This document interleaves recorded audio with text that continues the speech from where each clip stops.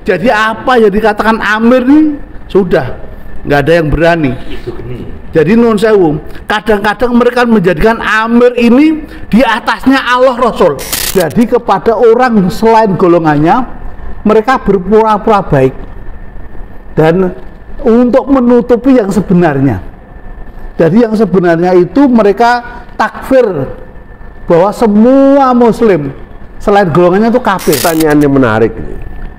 LDI ini kan di mana-mana jalan ada tanda panah LDII, masjid LDII. Masjidnya banyak ya Pak?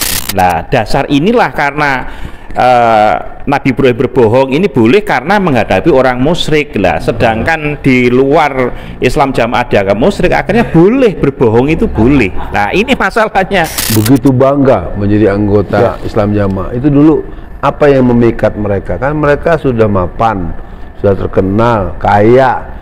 Ya kan beberapa nama kan dikenal ikut masuk ke Islam jamaah. Itu apa Pak yang membuat mereka bisa masuk? Tadi ada yang perlu penjelasan secara singkat tetapi penting. 354 apa 356? 354. 354. Ya. Gimana 354 itu adalah jadi walaupun tahun 2006 sudah menyatakan sudah berparadigma baru disampaikan kepada MUI Pusat, kenyataannya sampai tahun 2021 kemarin Ketua Umum dan Sekretaris Umum menyatakan belum menjalankan paradigma baru dengan sungguh-sungguh. Pak, sebelum diterusin nanya lagi Pak, memang Bapak nggak takut ngomong begitu?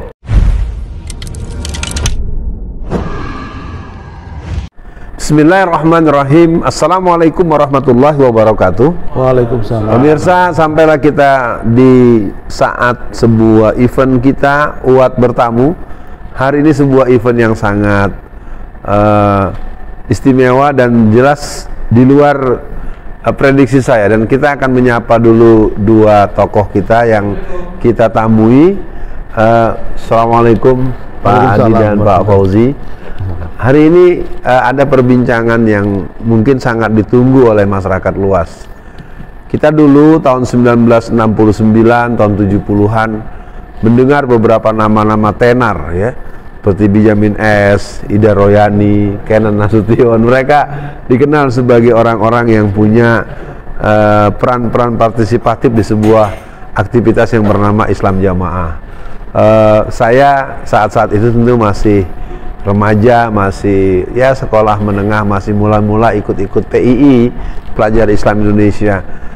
Kami tidak ikutan, kami juga tidak berpihak, kami juga belum tahu betul. Dan hari ini pemirsa, kita jumpa dengan kedua tokoh yang jelas punya kapasitas, dan pada saat mereka di dalam, mereka juga punya otoritas. Sekarang mereka punya otoritas yang lebih mengarahkan kepada Allah Subhanahu wa Ta'ala. Assalamualaikum Pak Adi. Waalaikumsalam. Assalamualaikum Pak Fauzi. Waalaikumsalam warahmatullahi wabarakatuh. Baik pemirsa, kita akan coba meminta beliau berdua secara mengalir untuk mengajak kita mengerti ada apa dengan LDII, mungkin nanti disebut akronimnya, karena LDII ini kadang-kadang membuat teman-teman di Dewan Dakwah itu sering menyebutnya jadi Dewan Dakwah gitu, karena dulu kan juga disebut DDII gitu, jadi orang sering kesulitan membedakan, sama dengan Muhammadiyah dengan Ahmadiyah ya. Itu juga sering terjadi kesalahpahaman dalam penyebutan. Dan tentu untuk ini kita akan berikan beliau berdua secara mengalir, dan kepada siapa duluan saya tidak punya keberanian untuk mempersilahkan, tapi nggak mungkin sekali bicara berdua, nggak mungkin gitu ya. Silakan saja mungkin sebagai opening statement, sebagai sebuah pengantar. Ada apa dan kenapa dengan LDII yang kemarin sempat heboh secara nasional di media sosial, juga ada semacam cabut baiat ya. Mungkin ada apa itu gerangan? Silahkan kepada Pak Adi dan Pak Fauzi. Saya dulu ya. Maka. Assalamualaikum warahmatullahi wabarakatuh. Waalaikumsalam. Perkenalkan, nama saya Adi Kurdi. Kemudian sebelah saya ini adalah Bapak Fauzi, yang dulu sama-sama di dalam Islam Jamaah atau LDII.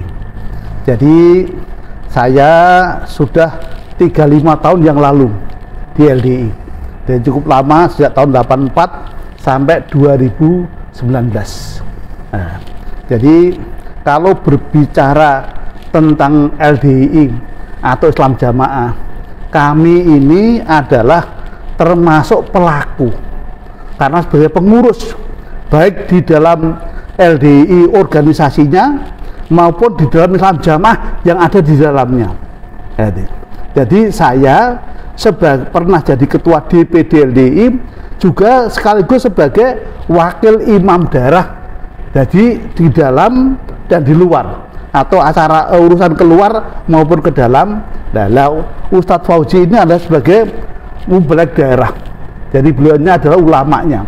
Kalau ada ulama dan umara, saya ini termasuk di bagian yang sebagai umara. Nah, Pak Fauzi ini adalah ulamanya. Berarti dalam kesempatan ini kita dapat dua-duanya.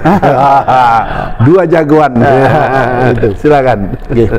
Jadi kalau terkait dengan Islam Jamaah atau LDII, supaya dipahami, diketahui bahwa sebenarnya LDII itu adalah Islam Jamaah yang sudah dilarang Jaksa Agung tahun 71. Nah, karena sudah dilarang Jaksa Agung 71, maka agar tetap berkembang dan hidup dan berkembang terus, yaitu maka membuat organisasi yang dulu disebut namanya Yakari, kemudian Lemkari, kemudian LDII itu, tapi di dalamnya tetap Islam Jamaah itu. Baik, Pak Fauzi, mungkin ada hal lain yang mau disampaikan sebagai pengantar. Pak Fauzi berkenan pakai itu biar kedengaran. Terima kasih. Sebetulnya kami juga sama, hampir 35 tahun di sana sebagai mubaliknya lah begitu ya.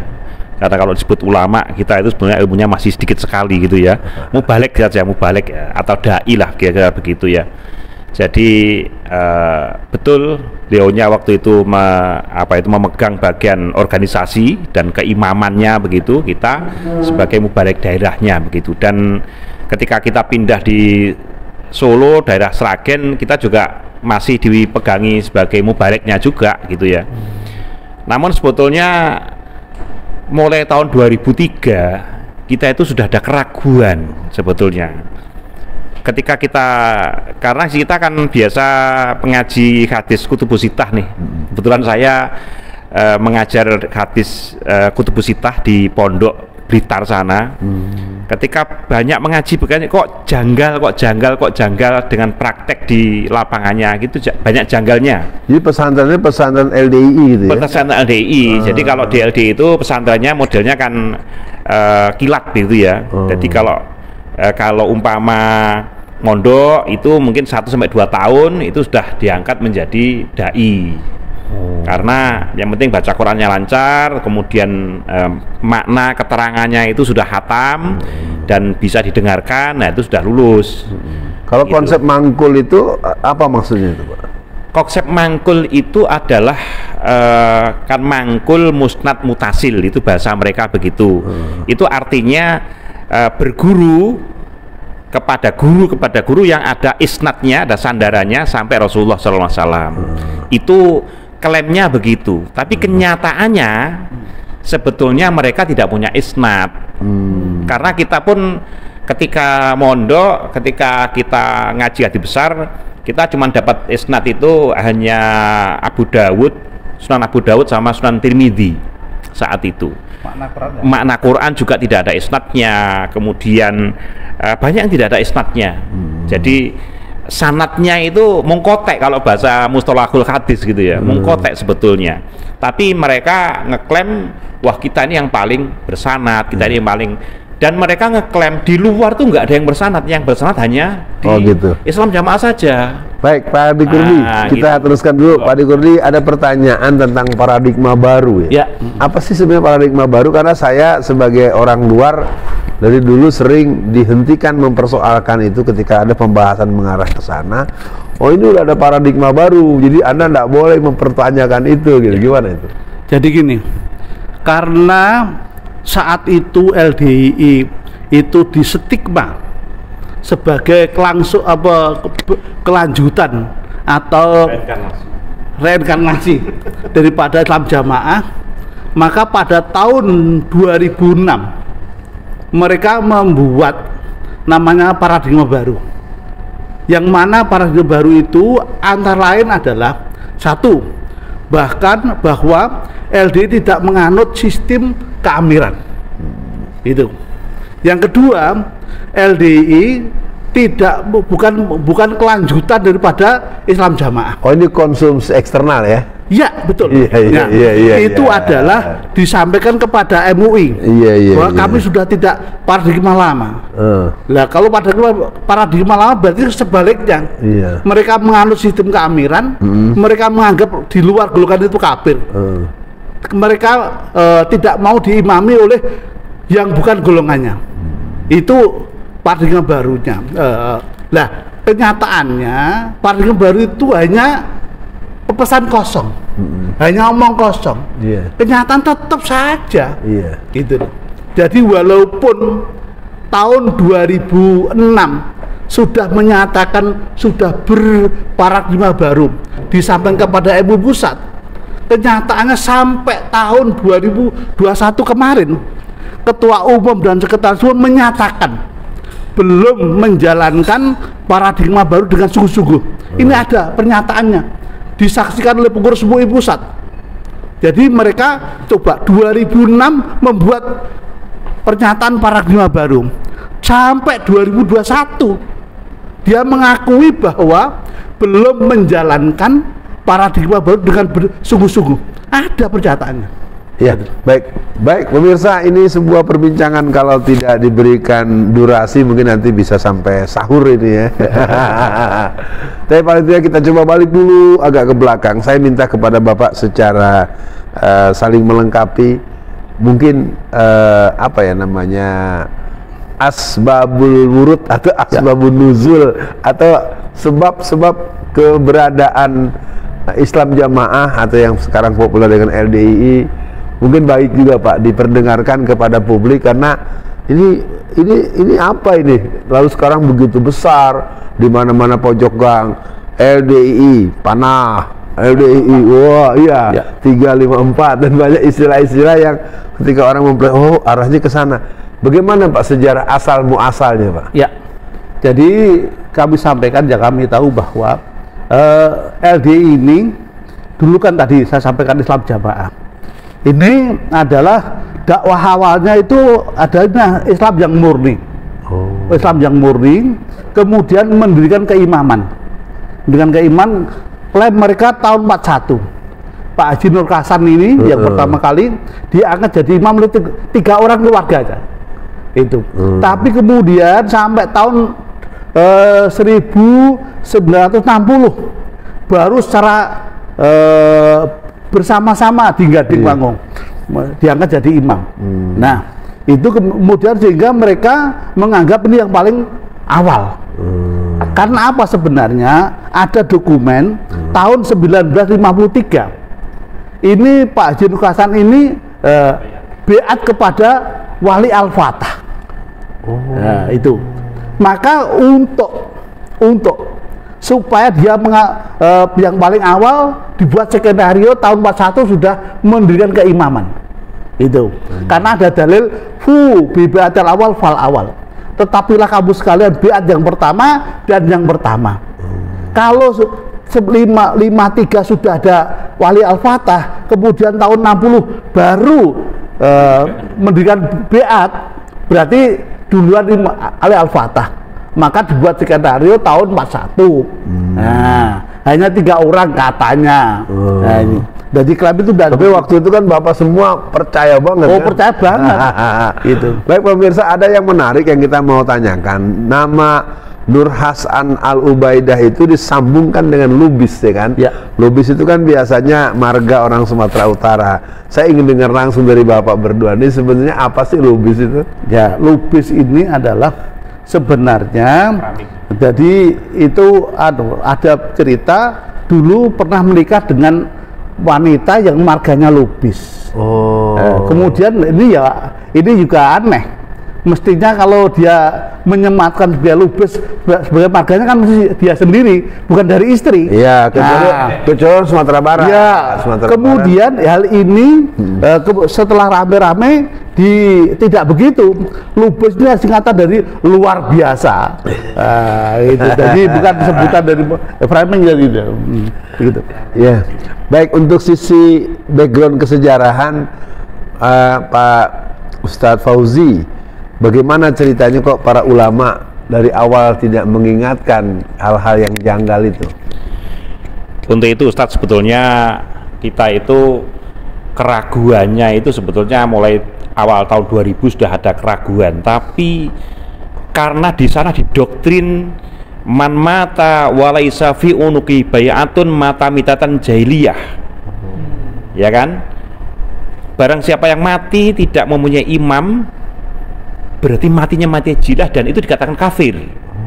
Nah, jadi ini yang akhirnya mengikat kita, orang itu tidak berani keluar. Man mata walaisa fi unuki bayatun mata mitatan jahiliyah, juga tidak ada ikatan bayat, berarti jahiliyah matinya. Itu yang menjadi pengikat ketika, jadi sehingga mereka semua jamaahnya Islam jamaah ini harus baiat kepada imamnya. Padahal zaman Nabi itu nggak ada contoh seperti itu sebetulnya. Kemudian saat itu kita belum punya jawaban, ya. Apakah ada, karena mereka klaimnya ini adalah jalan tunggal masuk surga sama dari neraka. Kalau bahkan mereka kalau dalam nasihatnya Pak Korti biasa nasihat, kalau ada jalan lain selain ini, walaupun itu ludrukan atau apapun, akan saya ikuti. Lah itu doktrinnya begitu. Artinya tidak ada jalan lain kecuali hanya ini, jalan tunggal masuk surga. Nah, ini yang menjadikan terus didoktrinkan sehingga orang itu mau keluar betul-betul takut gitu ya. Kemudian setelah tadi imam yang kedua ini mengirimkan ustadz-ustadz pilihannya ke sana, lah ketika mereka kembali, ternyata mereka itu sudah mulai membetulkan akidahnya, terutama akidah tauhidnya mulai diluruskan. Tapi ini dengan pelan-pelan sekalipun akhirnya tetap 3 orang ini dimurtadkan juga. Ustadz Khalil, Ustadz Abdul Aziz, Ustadz kalau bahasa orang berumah tangga mah talak 3 lah ya. Itu dicat gitu ya. Nah, ketika kita semua dilarang untuk tabayun. Pokoknya ini Ustadz nggak boleh disimpan nomor HP-nya, juga nggak boleh dihubungi, nggak boleh komunikasi, nggak boleh. Termasuk Pak Kordi ini yang biasa komunikasi akhirnya dimurtadkan juga gitu kan.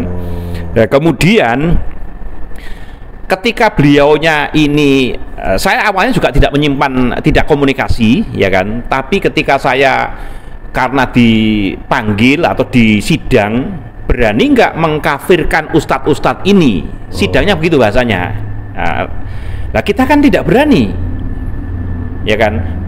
Barang siapa yang mengkafirkan saudaranya muslim berarti akan kembali pada dirinya sendiri kalau dia tidak kafir, kan begitu dalilnya. Lah, akhirnya saya sendiri ketika disidang, saya tidak berani, Pak. Lebih baik saya mundur dari kepengurusan, semua pengurusan saya lepas saja. Karena saya kalau harus mengkafirkan ustadz-ustadz ini berarti saya mengkafirkan juga guru-guru yang di Masjidil Haram. Bahkan mungkin juga mengkafirkan Pak Nur Hasan juga gitu kan saat itu gitu kan. Jadi mengapa pertanyaannya kan tadi itu kok nggak dulu-dulu gitu ya hijrahnya gitu ya.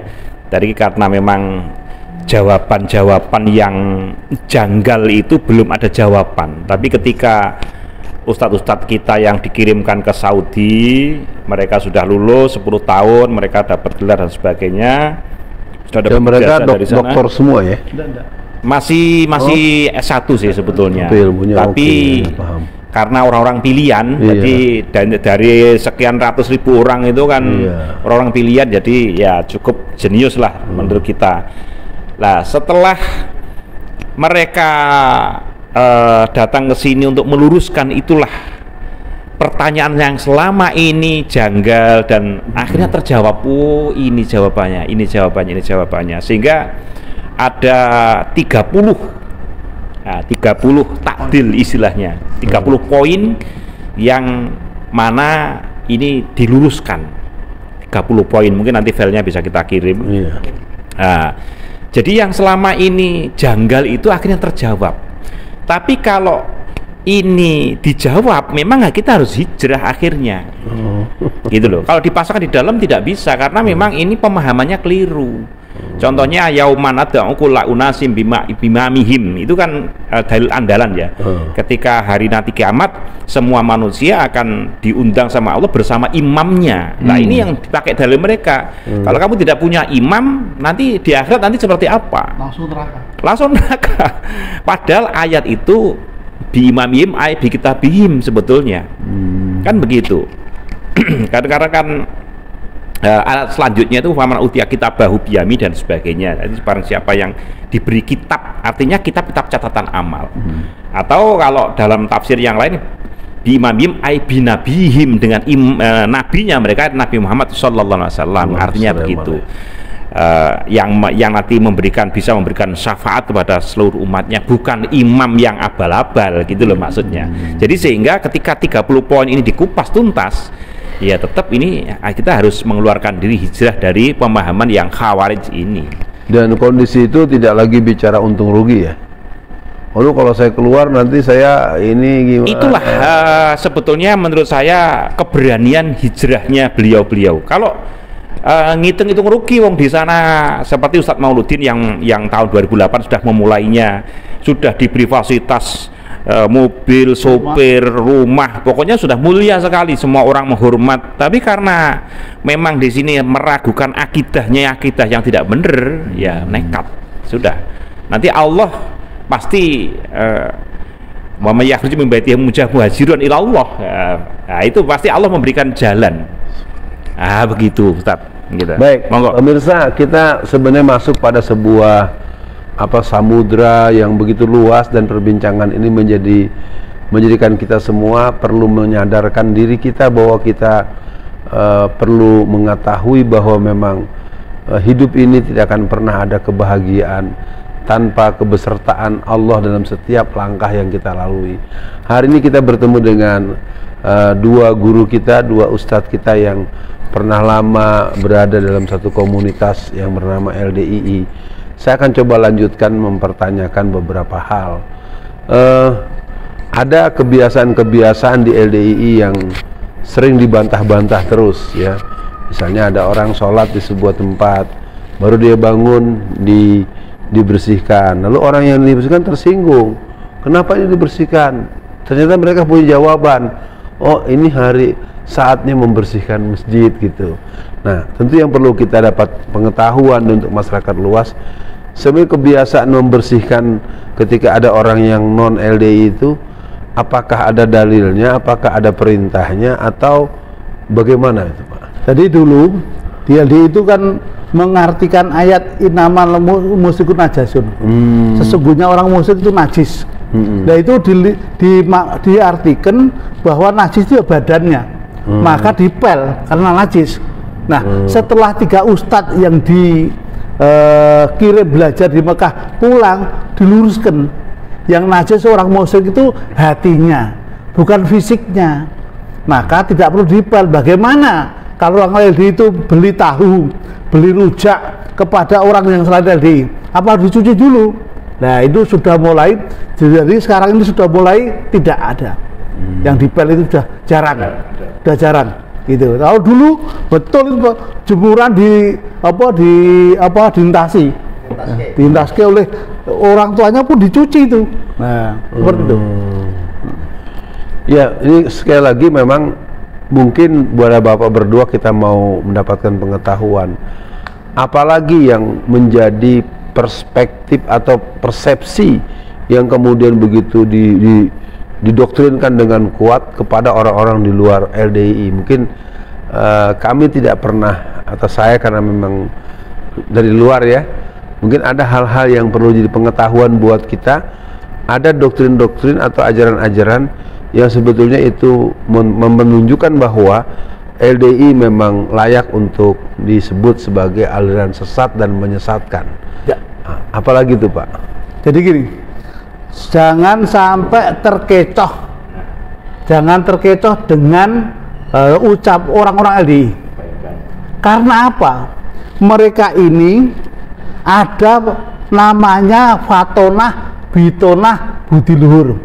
Kalau di Syiah namanya Syiah. Jadi mereka takiyah. Kalau di Syiah takiyah. Jadi di sini adanya fatonah, bitonah, budi luhur. Jadi kepada orang selain golongannya, mereka berpura-pura baik. Dan untuk menutupi yang sebenarnya. Jadi yang sebenarnya itu mereka takfir bahwa semua muslim selain golongannya itu kafir. Nah, maka untuk menutupi ini mereka berpura-pura baik, terutama kepada pejabat, kepada tokoh. Ini berbuat baik dia, gitu, supaya tidak dikatakan takfir tadi. Ajaran yang sebenarnya tidak kelihatan, gitu. Ini. Dulu ya, saya coba tarik sebentar ke masa-masa tahun 70-an ya.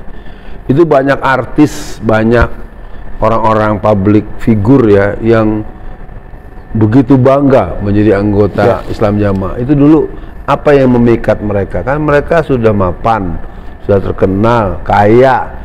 Ya kan, beberapa nama kan dikenal ikut masuk ke Islam Jamaah. Itu apa Pak yang membuat mereka bisa masuk? Jadi gini, karena kebanyakan yang masuk ini adalah para orang-orang atau yang awam agama.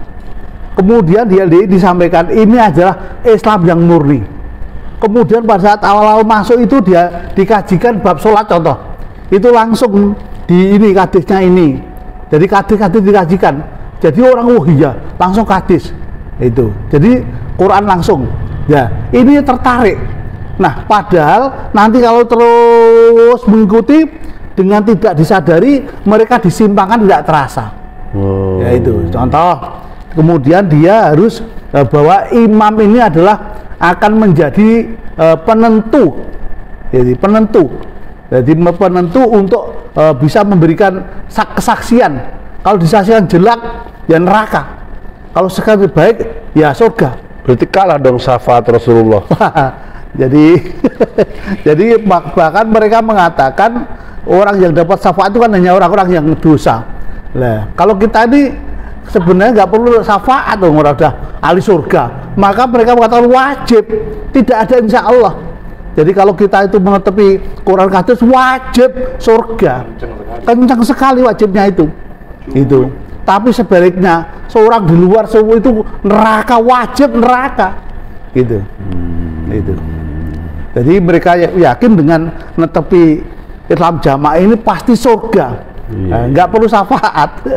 Gitu. Ustadz Fauzi, ada pertanyaan khusus buat antum sebagai seorang yang punya fungsi sebagai mubalik atau ulama ya.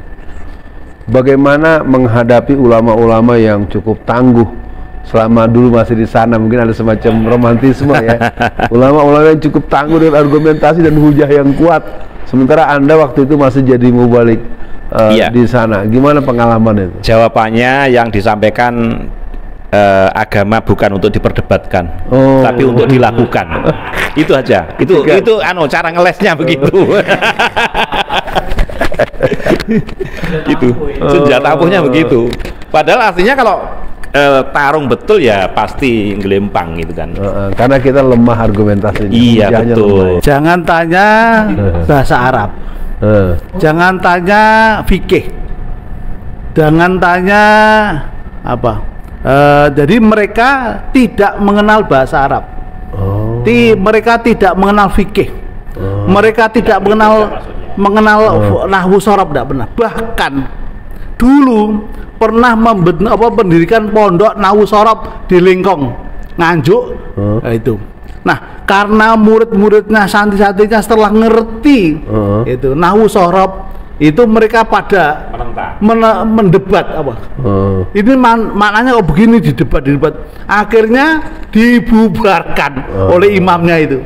Jadi mereka tidak akan mengerti, itu tidak boleh belajar bahasa Arab. Jadi ada dua kalimat ya, pembohongan dan pembodohan itu bersamaan. Betul. Gitu Iya. Nah, kemudian gini, di ijazah ya ini, di ijazah mubalek itu ditulis fikih, ditulis nahwu, itu bohong itu, nggak pernah diajari. Jadi ijazahnya mubalek itu diberi nilai. Ini banyak sekali yang Nuwun Sewu yang sekarang menyampaikan ini pembohongan betul ini, gitu. Baik, Pak Fauzi, saya mau nanya lagi, ini menarik. Pak Fauzi, itu segitunya gitu ya. Kalau menurut pengalaman antum yang pernah jadi pendakwah di dalam tuh, emang berbohong itu enak ya Pak ya? Gimana? Jadi dasarnya kan begini, dasarnya itu ketika Nabi Ibrahim dipanggil oleh Raja Namrud, ditanya tentang istrinya, karena istrinya cantik sekali gitu kan.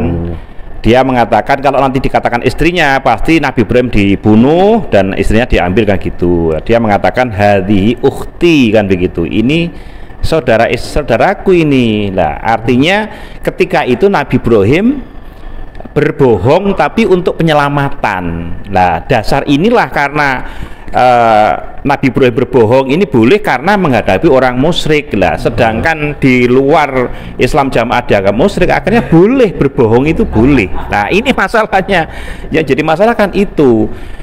Kemudian tadi kalau yang tidak boleh belajar nahwu shorof tadi memang untuk level mubalek yang baru, tapi dulu kami waktu dari guru pondok itu pernah belajar, tapi akhirnya memang ditutup. Oh gitu. Ya. Tapi kita belajar sama Ustadz Khalil yang juga dimurtadkan itu, kita belajar berapa tahun begitu. Jadi ada kan kemampuan nahwu shorof untuk beberapa ustadznya memang mumpuni ya, memang memadai. Ada sebetulnya ada, cuman memang yang dikhawatirkan kalau semua nanti bisa, pasti banyak menentangnya karena bisa membaca kitab dan sebagainya itu. Jadi hanya orang-orang tertentu yang belajar itu yang boleh belajar, yang jadi artinya mereka memang dibodohkan. Jadi orang yang belajar, saya aja dulu mama ngaji tafsir Al-Quran membawa tafsir Ibnu Katsir itu langsung dicurigai gitu. Langsung dicurigai. Segitunya ya. Karena ini mangkul dari mana lah. Padahal kita bawa tafsir. Artinya kalau mangkul di situ, mangkul di lewat Ma'ruf Hasan ya harus sesuai dengan mangkulnya Ma'ruf Hasan, tidak boleh dasar tafsir Ibnu Katsir atau tafsir yang lain pun mungkin Jalalain dan sebagainya. Tapi untuk level saat itu guru kita Mbah Mas Udi Rodhi saat itu masih ketika menyampaikan masih memakai gitu loh. Tapi akhirnya memang sama Amir yang terakhir ini di-cut.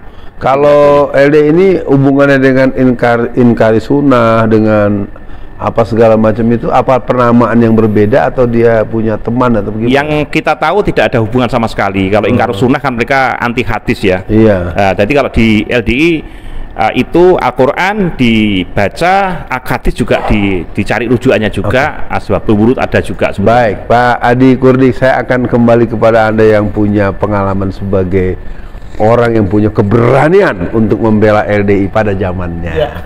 Pertama, netizen punya pertanyaan nih Pak, berapa jumlah sesungguhnya LDI ini anggota yang sebenarnya di Indonesia menurut Bapak? Ya, jadi LDI ini kalau mau jujur itu tidak ada 1 juta.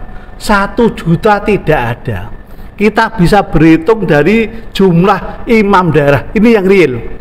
Imam daerah di Indonesia itu tidak sampai 370, tidak sampai, sekitar 365 imam daerah. Kalau itu rata-rata itu hanya 2000 sampai 2500, nggak ada 1 juta. Nah, karena tadi bahwa LDI itu diperbolehkan bohong, maka banyak pengurus yang menyampaikan anggotanya berapa. Kalau ditanya ya sekitar 15 juta, sekitar ada yang mengatakan 30 juta. Dan itu klaim yang disampaikan dalam beberapa pertemuan-pertemuan di tingkat nasional, bahwa kami punya 15 juta orang yang siap untuk membela katakanlah calon presiden tertentu, gitu kan, juga diomong-omong begitu tuh. Saya dengar angkanya betul 15 juta tuh. Nggak ada 15 juta. Nggak ada, ayo. Nggak ada. Sekitar 1 juta udah bagus. Itu gundul loh ya. Cacat jiwa loh. Iya. Bukan yang hak pilih loh. Kalau hak pilih lebih sedikit lagi. Iya betul. Nggak gitu. Sekarang gini aja. Cukup dibagi-bagi. Iya. Gini. Iya. Ini ada yang apa tokohnya. Tokohnya itu dia salah satu pengurus pusat LDI, kemudian menjadi caleg di Dapil Kediri, nggak jadi, berkali-kali ya nggak jadi. Ya, padahal Kediri termasuk pusatnya Islam Jamaah LDI. Kalau memang besar, jadi dia. Nggak jadi, gitu loh. Itu sebagai contoh saja lah. Ketika di LDI itu memang dibodohkan tadi. Jadi bahwa syarat untuk bisa mau surga itu harus punya amir, punya imam. Nah, imam yang pertama yang mereka klaim itu adalah amir Islam Jamaah LDI itu. Berarti lainnya tidak punya imam, itu neraka semua. Bahkan itu amirnya yang sekarang ini pernah nasihat itu bahwa imam madhab yang 4 itu jahiliyah. Astaga. Jahiliyah itu ada, sekarang masih ada rekamannya itu. Jadi coba imam madhab itu jahiliyah itu ada itu, dan itu nasihat itu pada bulan Oktober tahun 2019 di Kediri. Dan itu diyakini oleh para pengikut. Diyakini. Jadi apa yang dikatakan amir nih sudah nggak ada yang berani. Jadi nun sewu, kadang-kadang mereka menjadikan amir ini di atasnya Allah Rasul. Jadi amir ini apa yang disampaikan itu ditaati betul. Contoh, sekarang orang Islam dilarang mutus family, betul? Iya. Dilarang, harus menyambung family. Tapi ketika amir perintah diputus, putus itu. Seperti kami ini, begitu hijrah langsung diblokir semua keluarga, tidak boleh. Bahkan saya punya hajat mantu adik saya yang dari Cilacap itu mau datang tidak boleh, diputus betul, tidak boleh. Taat amir atau tidak begitu. Jadi mereka ini kadang-kadang menjadikan amir ini sebagai di atasnya Allah Rasul, tapi nggak sadar kadang itu. Ya, saya ingin mencoba menjeda sedikit buat Bapak berdua, boleh bergantian nanti. Keberanian untuk mempublikasikan, keberanian untuk mengekspresikan, keberanian untuk menarasikan. Kalau saya punya pertanyaan yang sering ditanyakan beberapa kalangan, ini bapak-bapak ini minum pel nyali macan dari mana nih? Apa dasar keberaniannya gitu? Jadi gini, ketika saya belajar tauhid, ya, maka saya meyakini bahwa hidup dan mati ini adalah di tangan Allah. Dan saya ini adalah sebagai sebagai mencari pulihan. Dulu saya ini di LDI termasuk menjadi komandannya Bolo Pendem. Daripada tahun 2006 itu saya termasuk yang memimpin Ustadz Hartono Ahmad Jais ketika mau membongkar aliran sesat di Indonesia di Masjid Agung Karanganyar. Nah, kemudian tahun 2021 kemarin, 2021 bulan November tanggal 6, ya ketika saya mau diundang di MUI untuk testimoni lah, itu lah kemudian terdengar oleh LDI, maka kemudian LDI acaranya batal, dikepung 7.000-an orang. Oh, Bapak sudah di luar tuh ya? Sudah, saya di luar keluar tahun 2019. Bisa enggak Pak Adi Kurdi menjelaskan pada masyarakat istilah Bolo Pendem itu kan istilah yang Bapak sebut dalam beberapa kesempatan, tapi mungkin untuk masyarakat secara nasional, masyarakat secara luas tidak cukup paham. Lalu Bolo Pendem ini apa hubungannya dengan Senkom? Ya, jadi ingat, kalau Senkom itu resmi ya, organisasi resmi. Nah, Bolo Pendem ini adalah pasukan, namanya pendem itu yang di bawah tanah. Nah, jadi ini adalah pasukan-pasukan di bawah tanah yang militan, maka disebut Bolo Pendem. Itu istilah mereka begitu. Ada keahlian tertentu yang mereka punya? Mereka ada, yaitu mereka ini belajar silat, namanya asat itu. Atau kalau di luar namanya persinan asat itu. Itu belajar silat. Dan orang-orang yang dipilih jadi Bolo Pendem ini harus betul-betul sudah belajar silat asat. Biasanya pendekar-pendekar pilihan begitu. Ya, berarti kalau gitu Pak Adi Kurdi termasuk pendekar ya? Iya. Subhanallah. Berarti bagaikan Umar telah kembali kepada kehanifan ya, dan tentu buat pemirsa kita akan melihat bahwa Allah telah mengembalikan orang-orang yang punya nilai fitrah insaniyah, dan fitrah insaniyah itu akan bisa menerima titah ilahiyah, dan tentu ini bagian daripada hal yang tidak terbaca oleh lembaga survei bahwa nanti akan ada kekuatan. Buat Pak Hadi Kurdi dan Ustadz Fauzi, menghadapi proses hijrah yang begitu besar-besaran ini, tentu ada beberapa situasi yang mungkin perlu saya konfirmasi juga ya, dari berbagai hal. Misalnya gini, tadi ada yang perlu penjelasan secara singkat tetapi penting.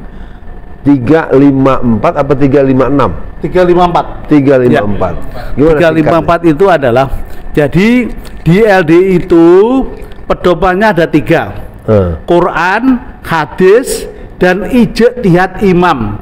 Jadi imam ini, perintahnya imam, larangannya imam, ini menjadi peraturan. Maka sumber hukumnya adalah Quran, hadis, dan ijtihad imam. Peraturannya imam itu 5 bab, itu programnya LDI: mengaji, ngamal, bela, sambung jamaah, dan taat. Kuncinya di taat ini. Nah, taat ini yang betul-betul mengikat kepada warga LDI. Karena apapun Anda mengerjakan 4 bab, kalau nggak ada taat, nggak ada artinya apa-apa. Dan taat ini penekannya taat kepada amir. Ini. Kemudian 4 itu adalah tali keimanan, yaitu bersyukur, mempersungguh, mengagungkan, dan berdoa. Begitu. Jadi kalau LDI itu banyak simbol-simbol. Ada 354, ada 313, nah, seperti itu. 313 itu apa tuh? 313 ini sebenarnya mereka terkait dengan perang Badar. Oh, jadi kemenangan itu hanya 3 ya, itu. Jadi 313. LDI itu akan menang terus, maka 313. Ada pertanyaan yang menarik. LDI ini kan di mana-mana jalan ada tanda panah LDI, masjid LDI. Masjidnya banyak ya, Pak? Nah, begini. Masjidnya banyak betul. Karena mengapa kok masjidnya banyak? Walaupun hanya 3 kakak, mereka berupaya untuk bangun masjid. Sebab mereka punya keyakinan bahwa sholat bermakmum dengan orang selain LDI itu tidak sah. Tidak sah karena kafir. Orang di luar kan kafir semua, orang muslim di luar kan kafir semua. Sehingga tidak sah. Karena nggak sah, maka mereka mendirikan masjid walaupun hanya beberapa orang saja. Nah, yang kedua, jangan lupa bahwa misalkan satu masjid ini, kemudian ada jalannya, sana ada jalan, sana ada jalan, ditulis semua LDI ke sana, LDI ke sana. Jadi kesannya banyak, padahal hanya satu itu. Ya, seperti itu. Ini Bapak ucapkan karena Bapak sekarang sudah di luar atau memang begitu faktanya? Itu begitu faktanya.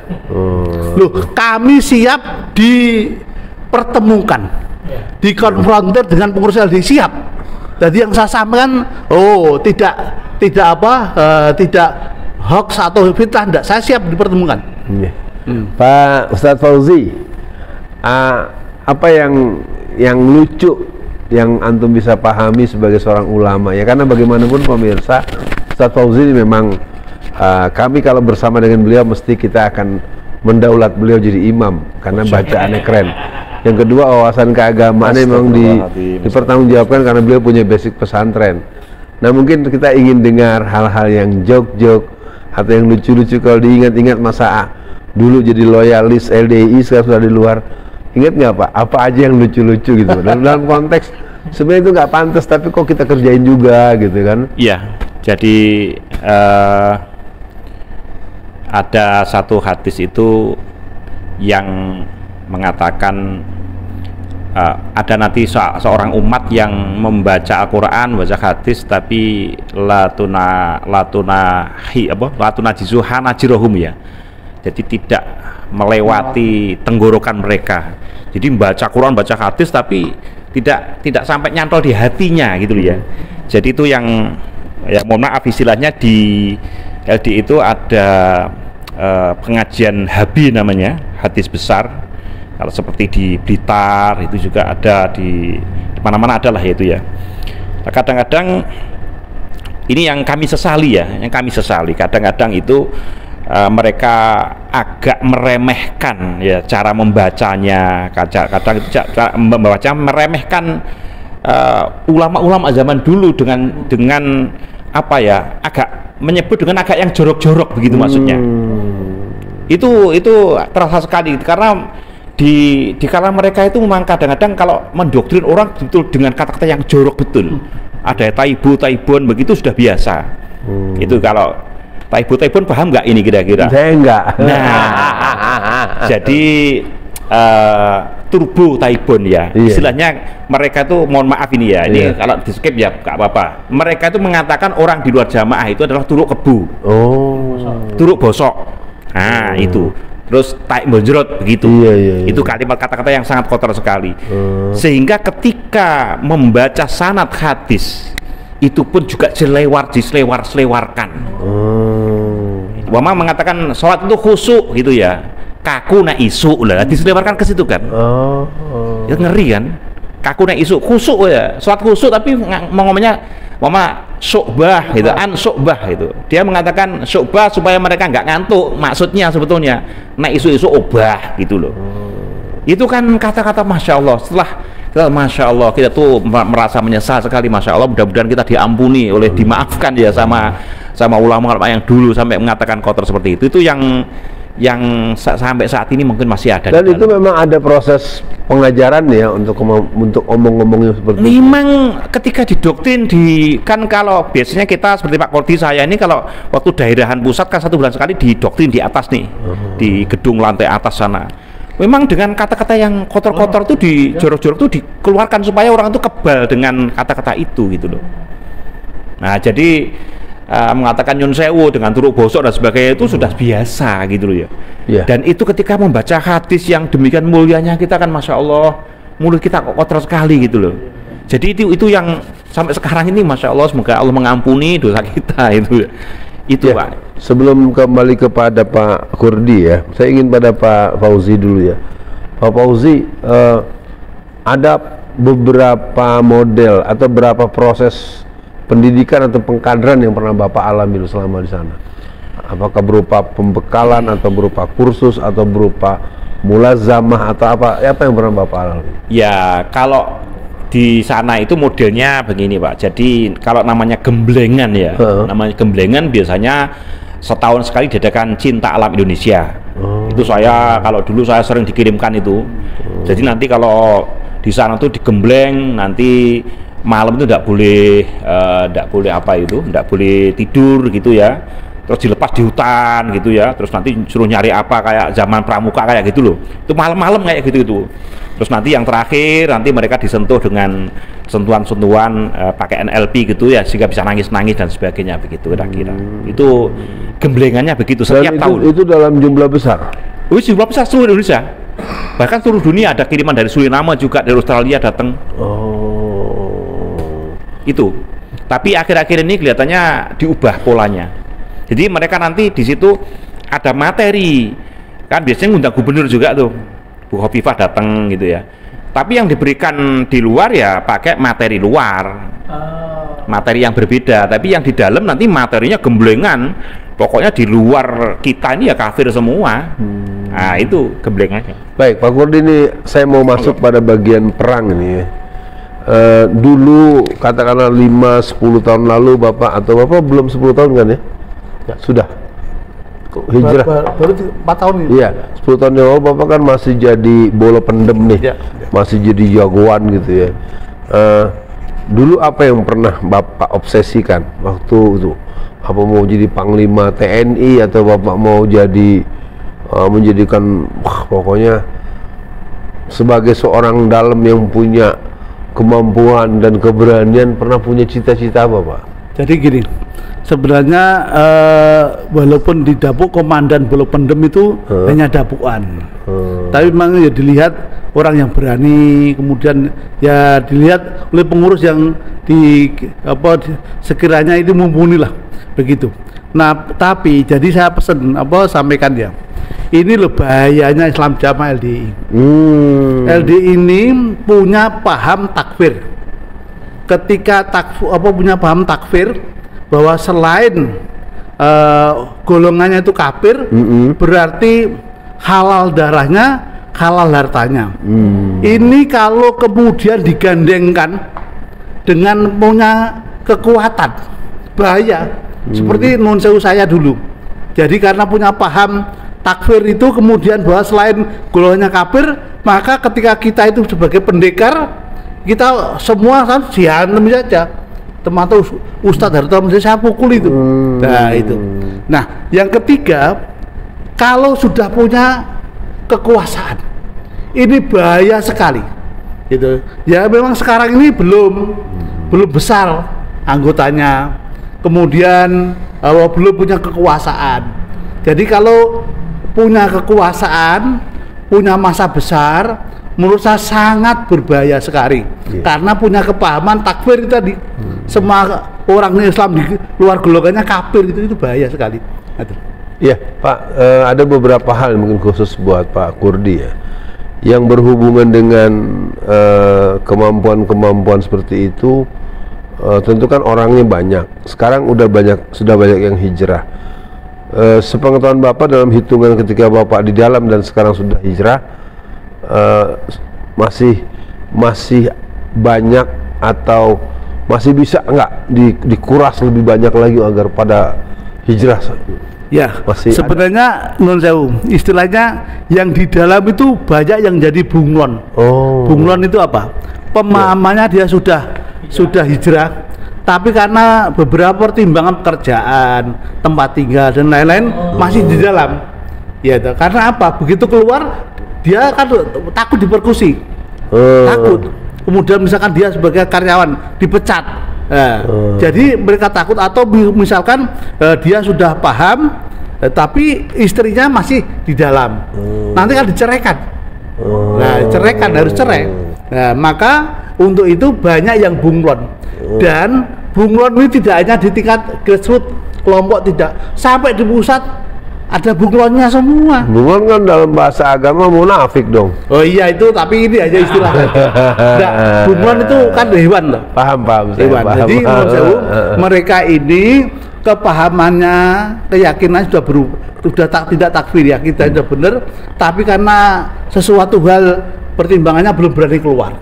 Jadi menurut saya adalah di dalam sudah rapuh, tidak seperti dulu, gitu. Karena apalagi sekarang gelombang hijrah terus tambah terus, begitu. Karena apa? Orang yang cerdas, dia akan mikir, kenapa tidak boleh buka YouTube? Kenapa nggak boleh tabayun? Kenapa tidak boleh buka kitab-kitab di luar? Kenapa tidak boleh mendengarkan kajian dari ustadz-ustadz ini? Ini ada apa ini?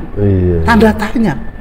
Yang kedua, orang ini tidak boleh misalkan ketemu dengan mantan, tidak boleh debat, padahal dia mengklaim sebagai yang paling benar, paling murni. Kenapa tidak berani berdebat? Kenapa nggak berani diskusi? Tanda tanya ini. Kalau tadi saya bertanya pada Pak Ustadz Fauzi ya, sebagai seorang yang punya peran sebagai ulama, sebagai mubalik, kalau sebagai pengurus ada semacam leadership nggak Pak? Latihan kepemimpinan, latihan administrasi, ada enggak Pak? Enggak ada. Jadi mereka ini non sewu, kebanyakan yang dilihat adalah satu, orangnya ini punya kepahaman, kepahaman agama tentang jamaah ini kuat. Itu. Yang kedua, orang ini adalah punya entengan, punya waktu, entengan dia. Yang ketiga, punya modal. Nah, itu. Nah, ini yang keempat baru punya titel. Nah, seperti itu. Itu persyaratan. Kalau saya ada yang perlu saya tanyakan, boleh dijawab bergantian. Kalau seolah-olah kita kalau dengan LDI itu tidak punya pengetahuan tentang tokoh perempuan. Apakah saya yang kurang baca, kurang dengar, atau memang tidak boleh muncul tokoh perempuan di LDI itu di hadapan publik? Ya ada lah. Jadi kan ada itu, kalau di LDI itu kan ada departemen perempuan ada. Ada. Hanya saja. Kalau di tokoh masyarakat yang sudah hijrah siapa misalnya yang kelihatan dan dia tokoh gitu? Jadi gini.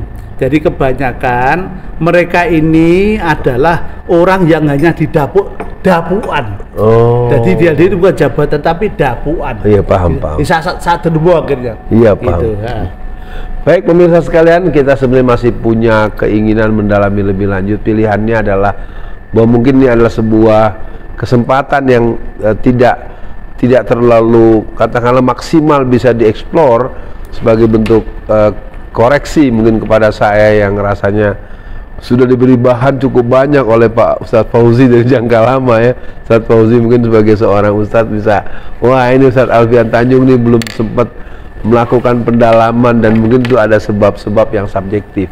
Kita akan sudahi dialog atau wawancara kita dalam sebuah acara Uwat Bertamu. Kepada pemirsa, kita akan mendengarkan dari beliau 1-2 hal sebagai stressing point terhadap pertemuan hari ini sebagai bagian bahwa kita punya banyak hal yang harus kita urus. Umat kita yang miskin, umat kita yang bodoh, umat kita yang mengalami ketidakadilan di berbagai situasi ya, seperti di Rempang, di Batam, dan mungkin di daerah lain termasuk di Wadas kalau di Jawa Tengah. Itu mungkin bagian lain yang akan kita bahas. Tetapi paling tidak hari ini kita ada berhadapan dengan 2 tokoh yang sudah kembali ke jalur yang hanif, jalur yang memang menjadi kepatutan dan kelaziman. Saya persilahkan pada Bapak berdua bergantian untuk menyampaikan statement penutup, stressing statement untuk mengakhiri pertemuan kita pada kesempatan kali ini. Silakan, Pak. Terima kasih. Sebagai saran saya kepada masyarakat umum, jangan gampang percaya dengan omongannya orang-orang LDI, karena mereka ini tadi fatonah bitonah bidulhur, kalau di Syiah namanya takiyah. Pak, sebelum diterusin nanya lagi Pak, memang Bapak nggak takut ngomong begitu? Nggak takut? Ya kan ngomong apa adanya kita. Gitu. Jadi jangan mudah percaya, dari cek dulu. Itu yang pertama. Kemudian kepada para tokoh juga begitu. Jadi jangan gampang percaya dengan LDI, dicek dulu, bener enggak ini. Nah ini banyak para mantan bisa ditanyakan pada mantan. Itu. Yang ketiga, kepada teman-teman kita, saudara-saudara kita yang masih di dalam LDI, gunakanlah akal sehat sedikit saja, nanti Anda akan segera hijrah. Contoh bahwa di LDI itu biat itu adalah menjadi pengesah Islam seseorang.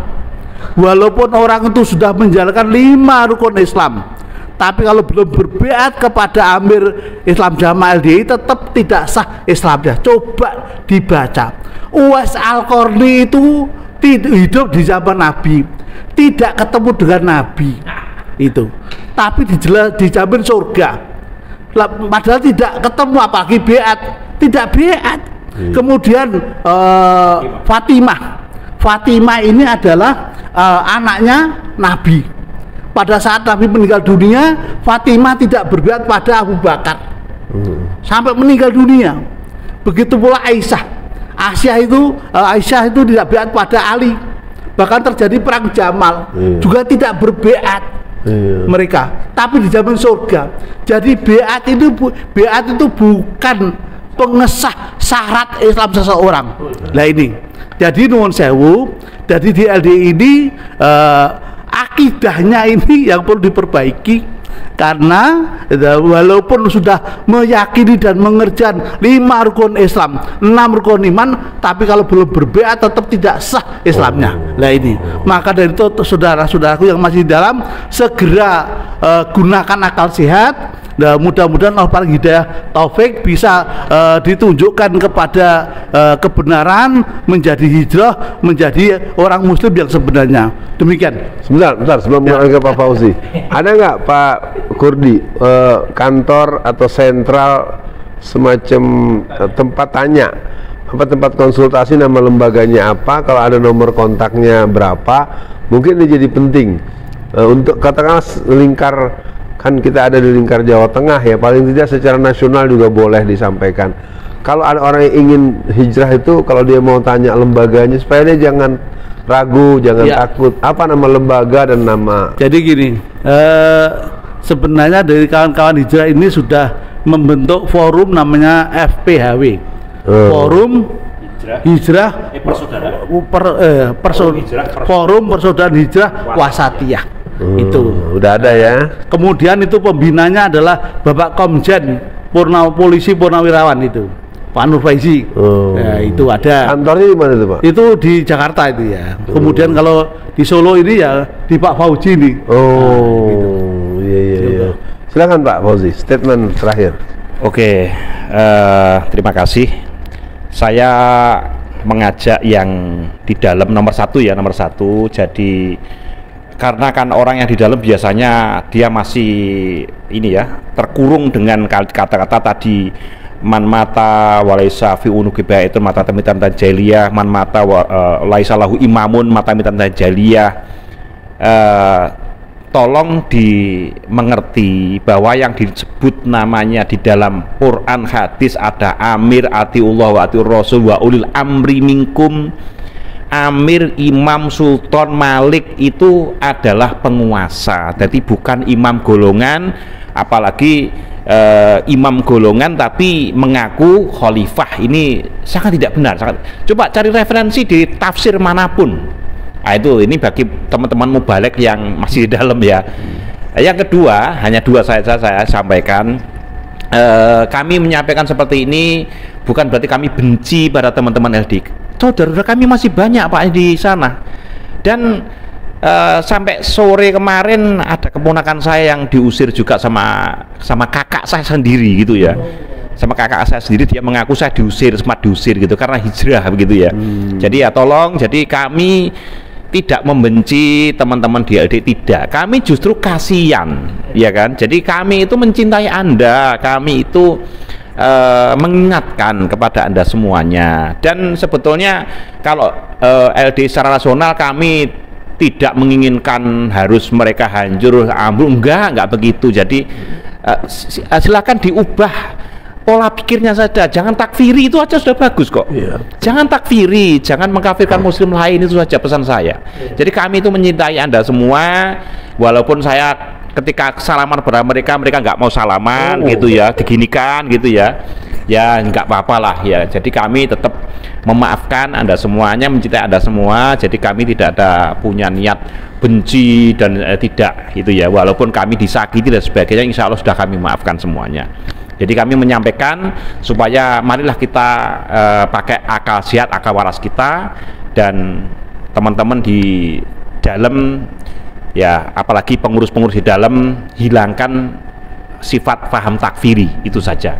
Terima kasih. Wassalamualaikum warahmatullahi wabarakatuh. Assalam. Pemirsa, sampai di akhir pertemuan kita, Uat bertamu dibersamai dua tokoh yang punya otoritas dan kapasitas, telah hijrah ke jalan yang beliau yakini sebagai pilihan yang tepat, hijrah keluar daripada LDII yang sejatinya adalah Islam Jamaah, yang telah pernah dinyatakan sesat dan menyesatkan oleh institusi yang berotoritas tahun 1971, sebagaimana yang saya pahami juga hal tersebut.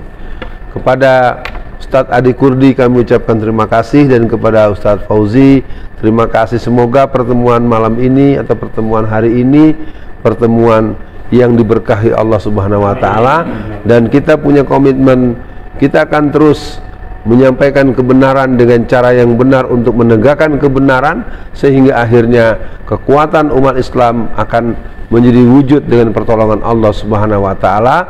Assalamualaikum warahmatullahi wabarakatuh.